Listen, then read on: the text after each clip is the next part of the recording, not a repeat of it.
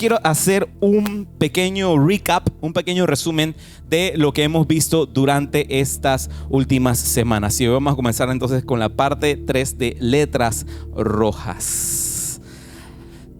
Las últimas semanas en esta serie de mensajes titulado Letras Rojas, nos hemos enfocado 100% en aquellas letritas que, si abres tu Biblia en algunas versiones, te darás cuenta que hay algunas palabritas en los evangelios que están escritas en rojo. Esas son las palabras de Jesús. Y una de las palabras que nos hemos centrado y que ha sido como nuestro hilo conductor para ir viendo toda esta serie de mensajes ha sido la palabra amén. La primera semana que vimos de esta serie nos centramos en aquel amén que dijo Jesús respecto a el ayuno, y justamente estábamos terminando nuestro ayuno congregacional, que, bueno, no voy a hacer spoiler porque de verdad que Dios ha hecho una locura para este año y nos esperan grandes cosas, Lighthouse. Solamente lo dejo hasta allí, pero sí que Dios ha sido bueno y ha dado respuesta a la oración que hemos hecho durante este periodo de ayuno. Pero bueno, esta primera parte del mensaje nos concentramos en el aspecto del ayuno. El ayuno es una manera de tú expresar, de tú manifestar de que vienes en serio, de que te estás tomando las cosas en serio para este 2026. El ayuno es guerra, el ayuno es una declaración contra el mundo espiritual de que vengo en serio. Y lo que vimos la semana pasada, la parte 2 de esta serie de mensajes de letras rojas, vimos un poco sobre las mentiras que nos contamos, refiriéndonos específicamente a el pecado. El pecado muchas veces nos hace creer la mentira de que no necesitamos el perdón de Dios. Pero si yo no estoy tan mal, pastor, hay otra gente que está mucho peor. No, todos merecemos el perdón de Dios. Amén. Amén. Y de eso se trata, de no dejarnos engañar por ese tema, pues, porque a veces pensamos de que, no, pero yo no estoy tan mal como está mi vecino o mi compañero de trabajo, pero no, todos necesitamos del perdón de Dios. Y hoy vamos a ver la parte 3 y final de esta serie de mensajes titulado Letras Rojas. Hoy vamos a ver la parte 3. Y si eres de los que saludablemente toma apuntes, le he puesto a este mensaje hoy como subtítulo: Las verdades que ignoramos. Las verdades que ignoramos. Y vas a querer anotar esta frase o tomarle foto. Me encanta porque cuando me doy cuenta de que Dios está hablando algo certero a su corazón, yo veo que todo el mundo saca el celular. Ya no estamos acostumbrados a escribir, sino que le tomamos foto a la pantalla. Por eso es que yo tengo mi previsión. Siempre tengo aquí las diapositivas listas para ustedes. Pero bueno, vas a querer anotar esta frase porque es a la que nos estamos centrando en el mensaje de hoy. Es la siguiente: la verdad no es algo que debemos asumir, sino que debemos practicar. Lo repito, la verdad no es algo que debemos asumir, sino algo que debemos practicar. ¿Les parece si oramos? Vamos a orar para comenzar. Padre, te damos gracias por esta hermosa mañana, Señor, por el aliento de vida, por este tiempo que nos permites estar reunidos en libertad en este lugar, bajo este techo, Señor, atesorando tu palabra, recibiendo de parte tuya revelación, dirección, Señor, sabiduría para poder caminar en este 2026. Te pedimos en el nombre de Jesús que abras nuestro entendimiento, que quites distracciones, Padre, que podamos enfocarnos solamente en ti y que tu palabra, Señor, sea sembrada en cada corazón y dé fruto a su tiempo. Te lo pedimos en el nombre de Jesús y todos decimos amén. Como te decía, esta serie que hemos titulado Letras Rojas, nos hemos centrado en las letras rojas que vemos en los evangelios. Y el hilo conductor de toda esta serie de enseñanzas ha sido la palabra amén. Ahora, cada vez que decimos amén, igual cada vez que decimos aleluya, estamos diciendo una palabra en hebreo. O sea, cada vez que dices amén, estás hablando en hebreo. Un datito curioso. Amén es una de las palabras preferidas de Jesús. Jesús utilizaba amén de una manera impresionante. ¿Y de qué manera Jesús utilizaba esa palabra? Que lo usaba de modo diferente. Porque normalmente la palabra amén se colocaba al final de una declaración que estaba haciendo alguien. De repente un maestro de la ley estaba hablando estaba enseñando, estaba soltando una frase y al final decía amén. ¿Por qué? Porque amén es una manera de tú afirmar, de reafirmar lo que estás diciendo. Es decir, lo que estoy diciendo en este momento es verdad porque es verdad. Pero Jesús utilizaba amén de un modo muy distinto. Jesús no solía decir amén al final, sino que lo decía al comienzo de lo que iba a decir. ¿Por qué? Porque en términos sencillos, Jesús prácticamente le estaba comunicando a la audiencia: hey, yo no necesito que reafirmen lo que estoy hablando, porque lo que estoy hablando es verdad, porque yo soy verdad. Amén. Y lo interesante es que Jesús amaba tanto esa palabra y hablar de esa manera que en la Biblia podemos ver amén utilizado 99 veces en los evangelios. Y Jesús tenía razones particulares por las cuales comenzaba una declaración con la palabra amén. Y eso lo estuvimos viendo la semana pasada. Lo primero es porque lo que estaba a punto de decir era importante, era una verdad eterna, era algo digno de prestar atención, de estar atento a lo que estaba a punto de soltar. Ahora me dirás, pastor, pero yo cuando abro los evangelios, yo veo amén un par de veces, pero no todas esas veces. Exacto. Porque en algunas traducciones de la Biblia, lo que normalmente solemos ver al comienzo de declaraciones de Jesús, en las que ahí debería haber un amén, vemos escrito ciertamente, verdaderamente, de verdad les digo. Todos esos son sinónimos de lo que es amén. Pero si me preguntas, siento que le resta un poquito de peso, porque hubiera sido de verdad impresionante ver amén en todas las ocasiones que Jesús lo utilizaba. Hubiera sido algo realmente curioso, realmente, o sea, hubiera sido un hilo conductor para poder ver todas esas cosas que Jesús quería afirmar como verdades eternas en su palabra. Pero que a veces vemos es la transliteración, que entonces, o sea, amén se escribe en hebreo así y se pronuncia así mismito, amén. Una de las razones por la que Jesús utilizaba amén es porque estaba a punto de comunicar una verdad eterna. Y la segunda es porque estaba a punto de comunicar una verdad incómoda.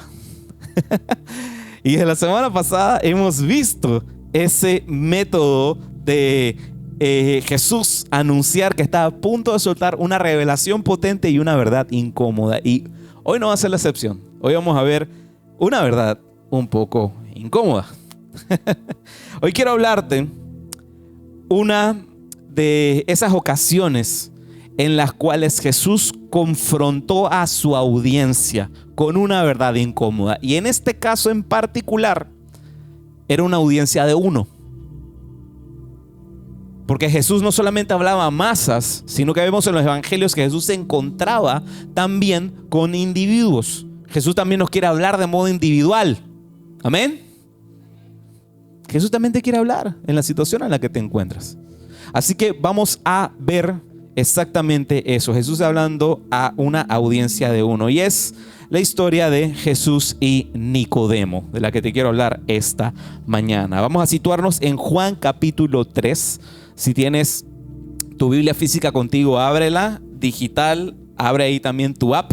Y vamos a seguir la lectura. Juan capítulo 3, verso del 1 al 3. Hoy voy a estar utilizando nuevamente la versión Reina y Valera del 2015, es la que estoy utilizando, porque aquí nos permite ver de manera clara el amén que utiliza Jesús en el libro de Juan. Recuerden, la semana pasada vimos que lo particular de cómo Juan plasmaba los amén de Jesús es que lo ponía dos veces, ponía amén, amén.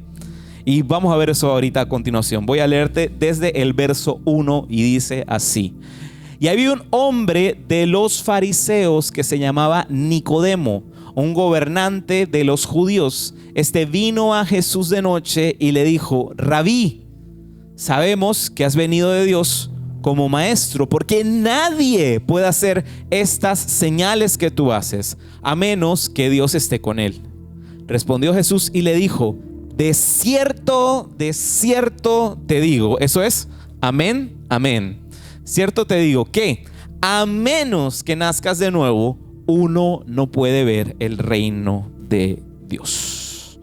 Voy a darte un poquito de contexto de este escenario que está desarrollándose delante de nosotros. Nos encontramos en el primer año del ministerio público de Jesús. Recuerda que Jesús tuvo un ministerio en privado. Después, ya cuando llama a sus discípulos, es que empieza a desarrollarse su ministerio público. Y se encuentra Jesús con sus discípulos en Judea, cerca de la celebración de la Pascua. Los evangelios, en particular el evangelio de Juan, registra 3 ocasiones en las que Jesús realiza este peregrinaje, este viaje a la región de Judea para celebrar la Pascua. La Pascua, recuerda, son una de esas fiestas de peregrinaje. Lo que eran judíos desde todas las regiones alrededor viajaban a Judea, viajaban a Jerusalén para poder celebrar la Pascua. ¿Y quién era este tal Nicodemo? Nicodemo, como vemos en estos versículos, él era del grupo de los fariseos. Ahora, ¿quiénes eran esos fariseos? Para darte un poquito de contexto. Era una secta, un grupo religioso judío muy influyente en la época, durante el primer siglo de la época común. Surgieron aproximadamente entre el 165 y 160 antes de Cristo, después de la revuelta macabea. Existieron durante el periodo del segundo templo hasta su destrucción en el año 70 después de Cristo. ¿Y qué era lo particular de este grupo de los fariseos? Es que ellos eran expertos en la ley de Moisés y en las tradiciones. Eran muy detallistas con seguir al pie de la letra la ley de Moisés y también la tradición hablada. Porque los judíos no solamente se rigen por las, creo que se dice mitzvah, que son las prohibiciones, sino que también la tradición hablada de entre los rabinos. Ellos no pertenecían a la clase sacerdotal, sino que incluían maestros, escribas y líderes religiosos. Por eso que en los evangelios vemos que Jesús los menciona escribas y fariseos. Los menciona porque normalmente fariseos eran escribas. También eran conocidos por su énfasis en obedecer la ley al detalle. Y hay un datito curioso, porque la misma palabra fariseo nos puede hablar un poquito del corazón detrás de esta secta judía, de este movimiento. Y es que la palabra fariseo significa separado o apartado. Así que, en otras palabras, ellos eran más judíos que los judíos. Ellos mismos se consideraban que estamos apartados y somos más seguidores de la ley que el judío promedio. Entonces, vemos que el contexto en el que se está desarrollando Nicodemo es uno bastante arraigado en lo que sería tanto la ley como la tradición. Pero algo pasaba en Nicodemo. Nicodemo era un poquito diferente. Sabemos que era fariseo. Sabemos que era miembro del Sanedrín, porque dice que era un gobernante de los judíos, o sea que era de la casta gobernante, era miembro del Sanedrín y era considerado un líder en su comunidad. Pero había algo diferente en Nicodemo, porque él tenía un genuino interés, una genuina curiosidad de saber si Jesús era el que decía que era. Si Jesús era aquel que todos ellos estaban esperando. Y quiero leerte nuevamente estos versos, el 1 y el 2, que dice, y había un hombre de los fariseos, porque quiero que prestemos atención a ciertas cositas de aquí. Se llamaba Nicodemo, un gobernante de los judíos. Este vino a Jesús de noche. Importante eso. Y le dijo, Rabí, en otras palabras, maestro. Sabemos que has venido de Dios como maestro, porque nadie puede hacer estas señales que tú haces a menos que Dios esté con él. Es curioso eso que se señala aquí. En la Biblia nada está puesto por casualidad. Si vemos aquí dice de que él vino a encontrarse con Jesús de noche. De noche. ¿Por qué habrá sido eso? Si se podía topar a Jesús en cualquier hora del día. Estaban allí todos reunidos para las próximas semanas celebrar la Pascua. Judea estaba así, harto gente, porque en ese tiempo cuando se celebraban estas fiestas, todo mundo peregrinaba y eso era un tumulto de gente. Así que pudo haber conversado con él en cualquier momento, pero ¿por qué? ¿Por qué de noche? Nicodemo tenía una curiosidad de saber si los rumores de Jesús eran ciertos, pero también tenía mucho miedo de que lo vieran con Jesús y que por ello perdiera todo lo que había construido en su vida.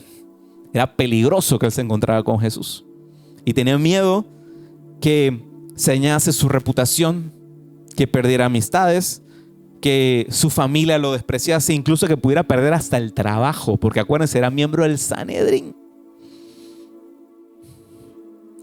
Imposible no pensar cuántas veces nos parecemos a Nicodemo, ¿verdad? Ocultos, en silencio muchas veces. El profe Sergio lo hizo de una manera muy cute. ¿Cómo es que dice? Cristianos incógnitos o cristianos 007, agente secreto. Lo hice de una manera muy tierna, pero de verdad, hay veces que preferimos estar ocultos en silencio, sin resaltar demasiado, que la gente así sepa una que otra vez, uno que otro versículo, que tengas ahí un sticker ahí pegado en tu puesto, pero ya.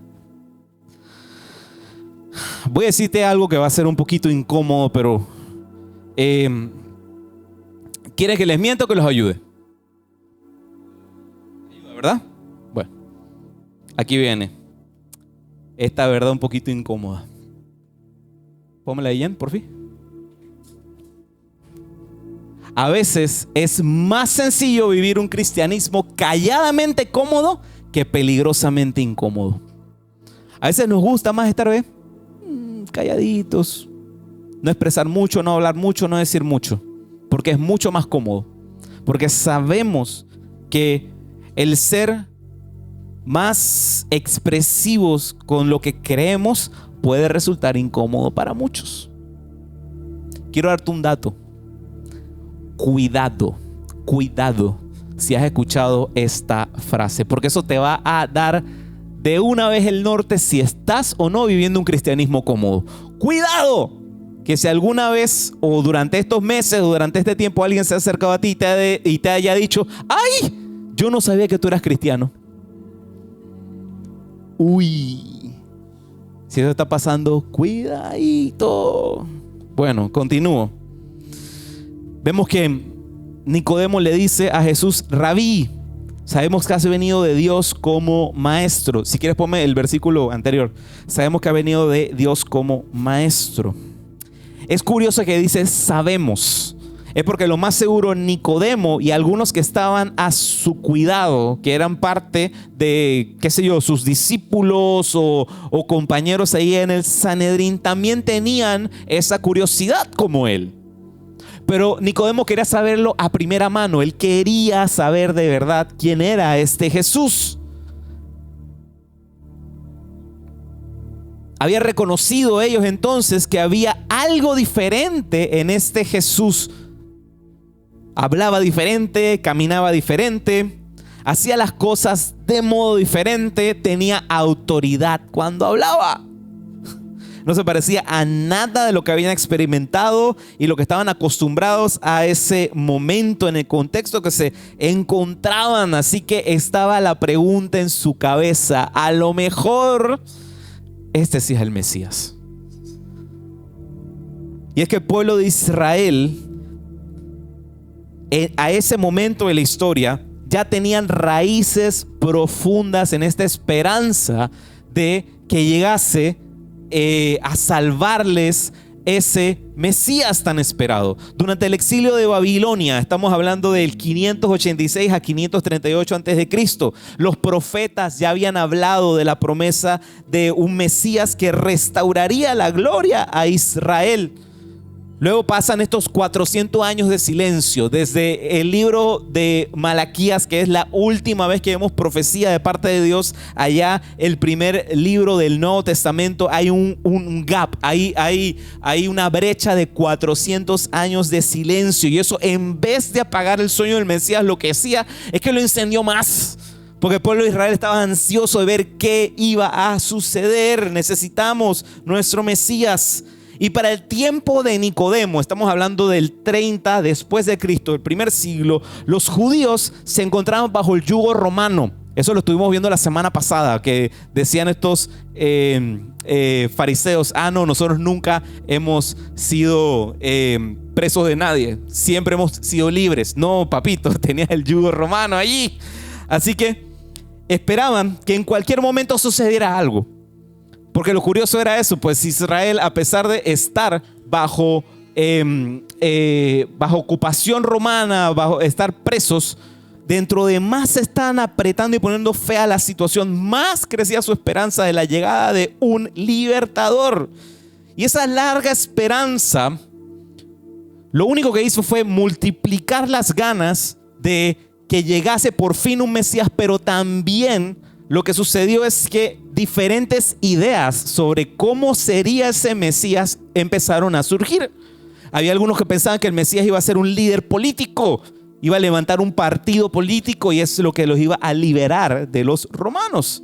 Los otros pensaban que iba a ser un líder militar, que se iba a levantar con espada, con caballos de guerra, y que eso es lo que iba a liberar del yugo romano. Otros pensaban que iba a ser un líder espiritual, que iba a volver a llegar otro de los profetas e iba a seguir dando promesas de Dios, simplemente un profeta. Pero los judíos no sabían que el Mesías que estaba esperando estaba más cerca de lo que imaginaba. Y aquí es que está Nicodemo. Se encuentra con algo diferente, teniendo miedo de que lo que decían de Jesús era verdad. Porque si Jesús es quien dice ser, esto es lo que yo creo que se cuestionaba Nicodemo en este momento. Wow, si este tipo con el que estoy hablando es quien dice ser, quiere decir que mi vida debe cambiar de modo radical. Y creo que eso también nos pasa a nosotros, porque cuando te encuentras con el hecho de que Jesús es quien es, algo en nosotros debe de cambiar. Me encanta como lo dice C.S. Lewis. C.S. Lewis tiene esta frase y dice así: el cristianismo, si es falso, no tiene ninguna importancia. Y si es verdadero, tiene una importancia infinita. Lo único que no puede ser es moderadamente importante. En otras palabras, si Cristo es quien dice ser, algo en nuestra vida debe cambiar. Algo debe producir en nuestra vida esto. Algo nosotros debemos hacer. No nos podemos quedar como estamos. No nos podemos quedar igual a enfrentarnos a esa verdad. Jesús pudo hablarle contestando de manera directa a Nicodemo. Él pudo de repente haberle dicho: mira, yo soy el Mesías por esto, esto. Pero no. Jesús siempre hace las cosas de modo diferente, ¿verdad? Eso solo hubiese llenado en Nicodemo la necesidad de tener información. Pero la verdad no es solamente información. Si creemos que solamente verdad es para llenar nuestro intelecto, nuestro conocimiento, tener historias para contar. No, verdad es mucho más que eso. Verdad es mucho más que simplemente información, que simplemente conocimiento. Verdad es transformación. Y eso es lo que vemos en este amén de Jesús. Y lo hermoso de este amén de Jesús es que vamos a ver un ritmo curioso, porque en esta conversación que tiene con Nicodemo, 3 veces es que le vuelve a afirmar una verdad incómoda, un amén a Nicodemo. Y es lo que vamos a ver a continuación. Y la primera es que la verdad es transformación. Y quiero regalarte esta frase que dice así: asumir la verdad te informa, practicar la verdad te transforma. Te lo repito nuevamente: asumir la verdad te informa, practicar la verdad te transforma. Y este es el primer amén que comparte Jesús con Nicodemo. En Juan 3, del 3 al 4, dice así: respondió Jesús y le dijo: de cierto te digo, ese es amén, que a menos que nazcas de nuevo, uno no puede ver el reino de Dios. Nicodemo le dijo: ¿cómo puede nacer un hombre si ya es viejo? ¿Puede acaso entrar por segunda vez en el vientre de su madre y nacer? Oh Dios, creo que no. La mujer dice que au. Entonces lo agarró solamente Rebeca. Yo me imagino que Nicodemo al escuchar eso se quedó: ¿qué me está hablando este tipo? Si supuestamente este era el Mesías con el que yo me iba a encontrar, me está hablando unas locuras aquí. ¿Qué estás hablando, Jesús? No te entiendo. Nicodemo no entiende. Es más, notamos que responde de manera confusa porque está diciendo cosas que no tienen sentido. Está realmente confundido. El problema es que a Nicodemo le faltaba calle definitivamente, no era panameño. Porque en algún momento tú habrás escuchado esta expresión de que le digas a alguien: uff, compa, usted está tan feo que con nada se arregla, tiene que volver a nacer. ¿Sí o no que la han escuchado en algún momento? Porque muchas veces, hay veces que queremos tratar de simplemente arreglar las cosas. Pero Cristo no ha venido a nuestra vida para simplemente arreglar las cosas. Desde ya estamos viendo que Jesús lo que ha venido a este mundo es hacerlo todo nuevo. Hacerlo todo nuevo. No emparapetar, sino hacerlo todo nuevo. Y hay veces que nos cuesta entender eso. Hay veces que, ¿sabes cómo? Y el mejor ejemplo que te puedo dar es que hay veces que nosotros queremos tratar nuestra vida como si fuese un teléfono celular viejito. ¿Qué va a hablar usted ahora, pastor? Usted siempre con sus ejemplos medio raros. Pero normalmente, cuando nos enfrentamos a la verdad de Cristo, la gente suele decir: pastor, pero yo estoy tratando de cambiar, yo estoy haciendo pequeños ajustes en mi vida. Y poquito a poquito, téngame paciencia, pastor, poquito a poquito. Poquito a poquito yo suelto esto, yo suelto lo otro, ordeno esta área, ordeno esta área, poquito a poquito, pastor. Eso suena muy lindo, ¿verdad que sí? Uy, qué piadosa esta persona, qué linda que sí está avanzando, haciendo cambiecitos en su vida. Pero a veces lo que sucede es que queremos que Dios haga exactamente eso con nosotros, como si mínimo fuésemos un celular viejo. ¿Qué es lo que pasa cuando el teléfono ya está viejito, cuando ya es 6 generaciones atrás? Se pone lento, se congela cuando abres un mensaje, la batería no le dura nada, se te apaga de vez en cuando. ¿Y qué es lo que solemos hacer cuando estamos de que la estamos pasando así dura, que no podemos comprar un teléfono nuevo? ¿Qué hacemos? Bueno, lo reseteamos, le borramos todo, le quitamos las fotos, cerramos los apps, borramos los apps, limpiamos la memoria, de todo. Pero llega un punto en el que por más que queramos que nos dure un poquito más, se murió. De repente saca Apple la siguiente actualización del sistema operativo y hasta ahí quedó el teléfono. ¿Y es hora de qué? De adquirir uno nuevo. Pero llega un punto en que definitivamente, por más que queramos hacer pequeños ajustes, es necesario hacerlo todo nuevo. Y hay áreas en tu vida que no necesitan un pequeño ajuste, necesitan ser nuevas. Hay áreas de tu vida que no necesitan pequeñas soluciones, pequeñas intervenciones, necesitan ser nuevas. En serio, pastor, me voy a venir con esto. Ya llevo 2 semanas puro golpe directo en la cara. Lo hago porque los amo. Hay algunas áreas de nuestra vida que necesitan ser nuevas. Pastor, pero si esto no es culpa mía, yo lo que estoy viviendo es por mi entorno, es por las personas a mi alrededor, por mi ambiente de trabajo. Esto no es culpa mía, pastor. Son ellos los que deben de cambiar, pastor. Yo no, es culpa de mi entorno. Error.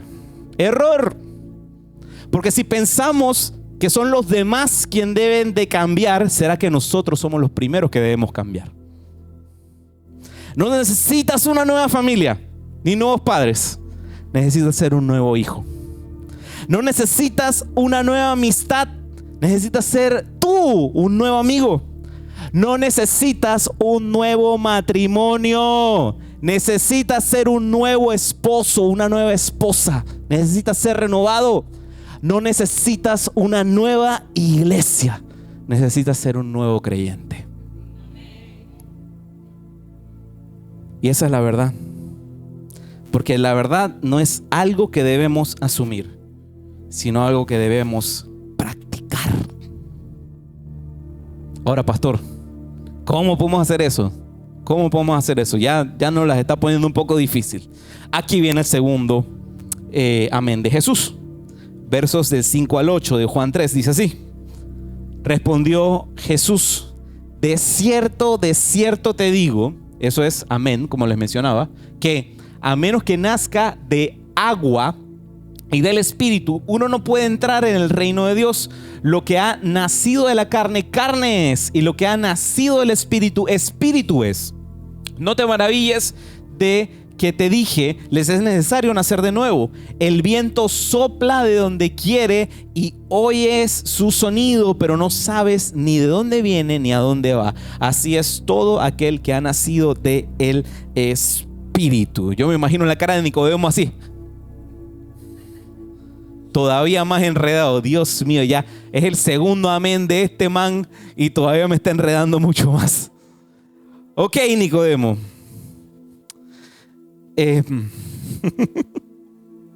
Pobre Nicodemo, estaba confundido. Y ahora está peor. Voy a ir desgranando. Aquí Jesús nos está hablando de dos nacimientos. El primero, todo lo que nace de el agua. ¿Qué nos está hablando allí? Nos está hablando allí de nacimiento natural. De aquella manera que sabemos cómo pasa. Todos los que están aquí presentes saben cómo nacen los bebés. Eso espero. Y si no, vamos a tener una conversación. Ahora al final. Yo voy a decir, dije, Chuzo, si menciono eso y de repente hay algún niño aquí presente, yo dije, padres, ya se las compliqué. Ahora cuando salimos de aquí va a haber una conversación. Pero todos aquí saben de dónde vienen los bebés y cómo se hacen los bebés, ¿verdad? Excelente, estamos perfectos. Pero ese es el nacimiento natural. Mientras que el nacimiento del Espíritu, que es un nacimiento sobrenatural, ninguno de nosotros sabe cómo viene, ni cómo sucede. No sabemos cómo el Espíritu se manifiesta y por eso Jesús lo compara con el viento. Si estamos aquí de pie parados, yo no puedo hacer a simple vista decirte, bueno, la corriente del aire acondicionado va a agarrar así, después por allá, después da la vuelta por allá donde está Eliana, después sale por la puerta y después...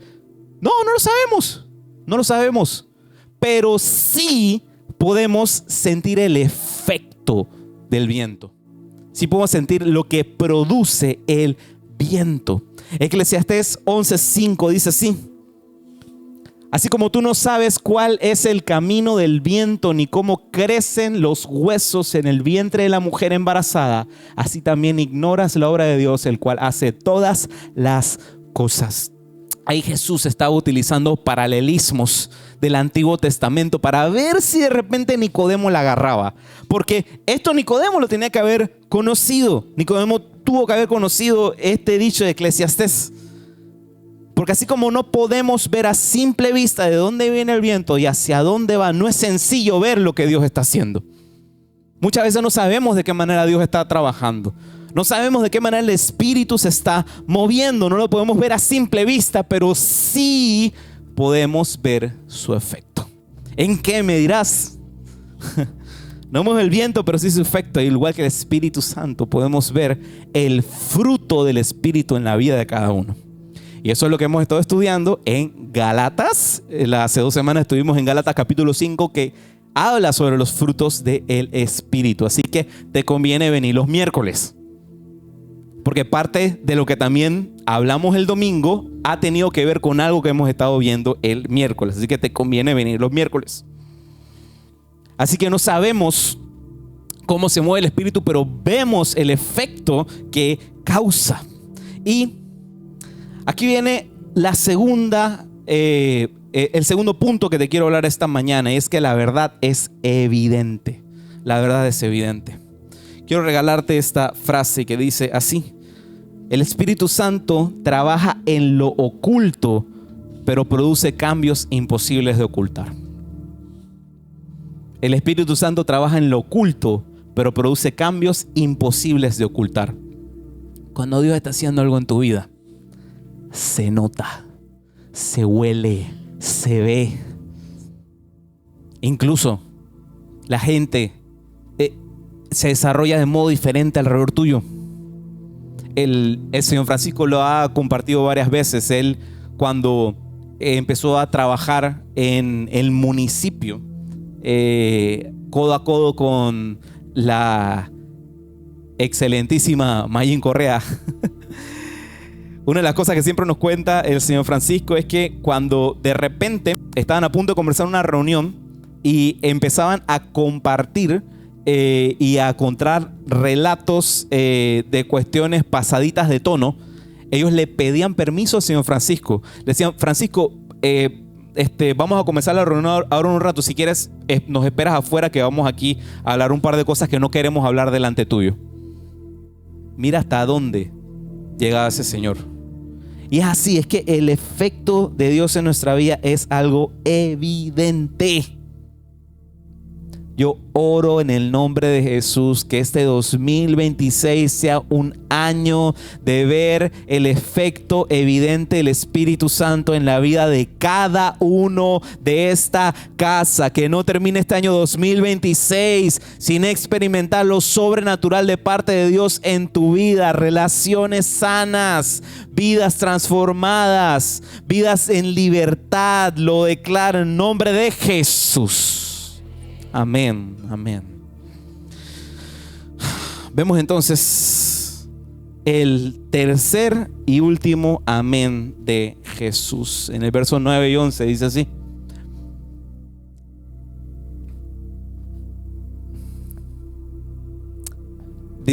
respondió Nicodemo y le dijo: ¿cómo puede suceder esto?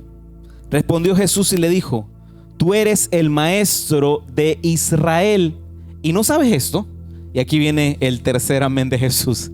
De cierto te digo, que hablamos de lo que sabemos y testificamos de lo que hemos visto, pero ustedes no reciben nuestro testimonio.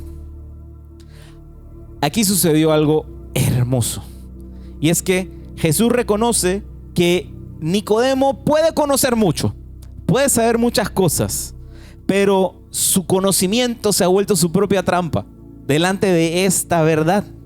Jesús decide entonces encontrarse con Nicodemo en el campo favorito de Nicodemo, es el campo de la tradición, porque era fariseo. Los fariseos amaban la Torá, amaban las historias del Antiguo Testamento y amaban la tradición hablada. Así que Jesús comienza a hablarle en esos términos cuando dice esta pequeña frase: hablamos de lo que sabemos. ¿Por qué? Porque Jesús ahí se está refiriendo a profetas, se está refiriendo a maestros de la ley. Sabemos lo que te estamos hablando. Y trae a memoria una escena. Cuando dice hablamos de lo que sabemos y testificamos de lo que hemos visto, Él está hablando de profecía, lo que en algún momento hablaron profetas y líderes a Israel. Y trae a memoria de Nicodemo en los siguientes versos un suceso que marcó el corazón de Israel y que seguramente está dentro de la memoria, del banco de memoria allí de Nicodemo, y que seguramente lo tuvo que haber estudiado cuando estudiaba la Torá. Y son los dos versos que están a continuación, el 14 y el 15, que dice así: y como Moisés levantó la serpiente en el desierto, así es necesario que el Hijo del Hombre sea levantado, para que todo aquel que cree en él tenga vida eterna. Yo me imagino a Nicodemo escuchándose en ese momento. Algo tuvo que haber hecho así de clic, porque tuvo que haberse transportado a ese relato que por generaciones contaban. Y es algo que vemos, una escena que vemos en el libro de Números. Jesús estaba hablando de ese periodo en el que el pueblo de Israel, después de ser liberado de Egipto, estaba vagando en el desierto. Estaban siendo alimentados solamente por maná. ¿Qué sucede? Hubo una ocasión en la que simple y sencillamente el pueblo de Israel ya estábamos cansados de comer maná. Ya no queremos más nada de esto. Esto es insípido, esto es horrible. Dios no vale ni un centavo y este Moisés es una porquería de líder. En resumidas cuentas, ahí lo estoy contando en modo panameño. Pero básicamente el pueblo de Israel empezó a hablar mal de Dios y empezó a quejarse también de Moisés. Entonces, ¿qué sucede? Un montón de serpientes, no me preguntes de dónde, pero salieron de algún lado y comenzaron a atacar a los israelitas y lo comenzaron a morder. Y sucede esta escena, Números 21 del 8 al 9. Entonces el Señor dijo a Moisés: hazte una serpiente ardiente y ponla sobre un asta, y sucederá que cualquiera que sea mordido y la mire vivirá. Moisés hizo una serpiente de bronce y la puso sobre un asta, y sucedía que cuando alguna serpiente mordía a alguno, si éste miraba a la serpiente de bronce, vivía. Esa serpiente de bronce es símbolo, así levantada, es símbolo de la cruz. Y que todo aquel que ponía y fijaba los ojos en esa serpiente terminaba siendo ¿qué? Sanados. ¿Y qué es la cruz para nosotros? Es aquel punto en el que colocada nuestra mirada somos sanados, somos restaurados, como lo dice Hebreos 12:2, que dice así: puestos los ojos en Jesús, el autor y consumador de la fe, quien por el gozo que tenía delante de él sufrió la cruz, menospreciado el oprobio, y se ha sentado a la diestra del trono de Dios. Puestos los ojos en Jesús. Lo trágico sería que no existiera la cruz para nosotros, ¿verdad? Yo no sé, hay algo que pasa cuando de repente vemos las tragedias de la historia, porque nos hacen volver a tener cierta perspectiva de lo precioso que es la cruz y de lo indispensable que es poner nuestra fe y confianza en Jesús. Yo no sé si conoces los datos históricos, porque cuando menciono esta tragedia, lo primero que viene a la mente de las personas es Leonardo DiCaprio. Y es que te quiero hablar de lo que fue la tragedia del Titanic. El Titanic, la fecha del hundimiento fue la noche de entre el 14 y 15 de abril de 1912. El lugar donde se produjo este fatal suceso fue en el Atlántico Norte, cerca de Terranova, cerca de Canadá. El viaje, este era el viaje inaugural del Titanic. Era el primer viaje donde todos estaban ansiosos, felices, todos estaban transportados a la experiencia que iban a tener. Venía desde Southampton, Inglaterra, hacia Nueva York. ¿Y qué fue lo que pasó en esta tragedia? El barco choca contra un iceberg antes de la medianoche del 14 de abril. El impacto fue tan fuerte que rompió varios de los compartimentos del barco. Se hundió en menos de 3 horas. El hundimiento del Titanic fue en menos de 3 horas. Un poquito más largo que la película. Menos de 3 horas. El Titanic se consideraba el barco insumergible. Incluso hay una frase que se había escrito en un periódico de la época, que pasó a ser inmortalizada en la cinta de James Cameron. Y es que decían de que el barco era insumergible. El barco era tan maravilloso que ni siquiera Dios lo podía hundir. Pero sucedió. Y nada más y nada menos cobró la vida de aproximadamente 1,500 personas. El barco tenía ocupación para 1,700 más o menos. Pero ¿sabes cuánta gente estaba montada en el Titanic? 2,200 personas. Más de 2,200 personas. Sobrevivientes, 700 personas.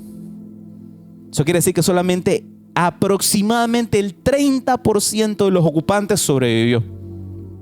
Una tragedia para la historia.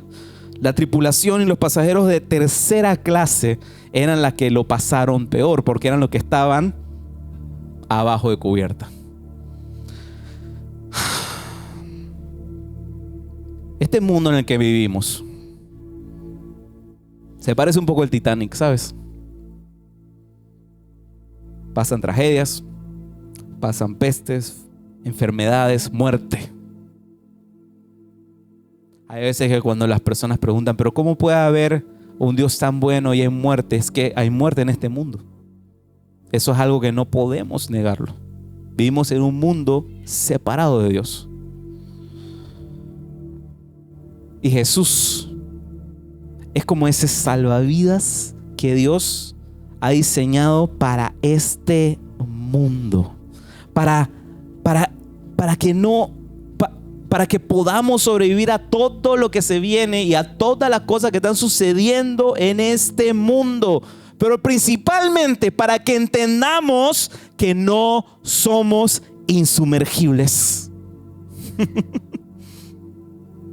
Jesús no vino a este mundo a ser un buen maestro solamente. No vino a este mundo a ser solamente un buen amigo o a hacer un buen entrenamiento para tener buenos valores. No. Jesús vino a este mundo a salvarnos del hundimiento, a nacer de nuevo, a experimentar la buena voluntad de parte de Él que es agradable y perfecta, a no quedarme sencillamente como estoy, sino empezar a experimentar la vida abundante que Él tiene para nosotros. Yo no sé tú, pero yo estaría emocionado y estaría declarando y dándole gracias a Dios. Porque ese es el nuevo nacimiento. Entender que Jesús vino con una misión. No vino por casualidad, vino porque necesitábamos de un Salvador. Ahora, luego de toda esta conversación que tiene Jesús con Nicodemo, nos topamos con este versículo hermoso, porque todo esto es la antesala de un versículo hermoso, que es uno que de seguro te lo tienes memorizado, porque es uno de los primeros versículos que cuando uno llega a Cristo se lo memoriza. Y es el siguiente, Juan 3:16, porque de tal manera amó Dios al mundo que ha dado a su Hijo unigénito para todo aquel que crea en Él, no se pierda, mas tenga vida eterna. Que no se te olvide que la primera persona que escuchó esas palabras fue Nicodemo. Fue Nicodemo. Luego de esa noche, Jesús no vuelve a cruzar palabras con Nicodemo. Terminamos de leer allí el capítulo 3 y vemos que no vuelve a cruzar palabras con Nicodemo. No sabemos cuánto tiempo pasa con exactitud desde ese momento hasta que nos volvemos a topar con Nicodemo, porque más adelante en el Evangelio de Juan volvemos a ver a Nicodemo, pero esta vez en un contexto diferente, un poquito diferente. Y es más, en el Evangelio de Juan vamos a ver que Nicodemo vuelve a aparecer en la historia 2 veces. Y quiero hablarte exactamente de esas 2 ocasiones que aparece Nicodemo, porque son es increíble. Y amo la palabra de Dios cuando se dan esta clase de cosas. La primera ocasión en la que se encuentra Nicodemo ahí cerca de Jesús. Fue en una ocasión en la que Jesús es confrontado por un grupo de fariseos. Esto lo vemos en el capítulo 7 de Juan, y es en estos versículos, Juan 7, 45 a 49, y dice así: luego los guardias regresaron a los principales sacerdotes y a los fariseos, y estos les dijeron: ¿por qué no lo trajeron? Los guardias respondieron: nunca habló hombre alguno así. Entonces los fariseos le respondieron: ¿será posible que ustedes también hayan sido engañados? ¿Habrá creído en él alguno de los principales de los fariseos? Yo creo que sí. Pero esta gente que no conoce la ley es maldita. Y mira lo que viene a continuación. Nicodemo, el que fue a Jesús al principio y que era uno de ellos, les dijo: ¿juzga nuestra ley a un hombre si primero no se le oye y se entiende qué hace? Le respondieron y dijeron: ¿eres tú también Galileo? Escudriña y ve que de Galilea no se levanta ningún profeta. En otras palabras, estaban levantándole un falso juicio a Jesús. Eso lo vemos en el capítulo 7 de Juan. Pero Nicodemo vino: espérense. Supuestamente todos merecemos un juicio justo, así que hay que juzgar de manera justa. Y de una vez les dicen: espérate, tú estás hablando de modo diferente. Tú eres uno de esos Galileos, ¿verdad? De una vez notaron algo diferente en Nicodemo.